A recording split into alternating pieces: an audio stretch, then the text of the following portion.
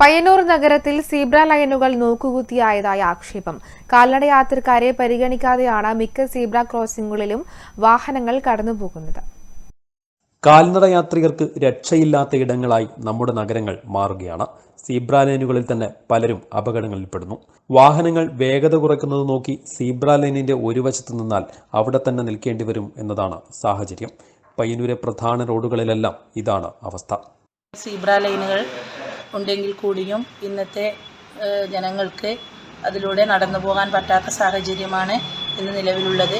അതിനുള്ള പ്രധാനമായിട്ടുള്ള കാരണം എന്ന് വെച്ചാൽ പല ആൾക്കാരും റോഡ് നിയമങ്ങൾ പാലിക്കാൻ തയ്യാറാവുന്നില്ല. അതുപോലെ തന്നെ അശ്രദ്ധമായ ഡ്രൈവിങ്, അതുപോലെ തന്നെ പയ്യന്നൂരിൽ വാഹനങ്ങൾ പാർക്ക് ചെയ്യാനുള്ള സൗകര്യത്തിൻ്റെ ലഭ്യതക്കുറവ്, അങ്ങനെ എല്ലാ കാര്യങ്ങളും കൊണ്ട് നമ്മുടെ റോഡ് അപകടങ്ങൾ ക്ഷണിച്ചു വരുത്തുകയാണ്.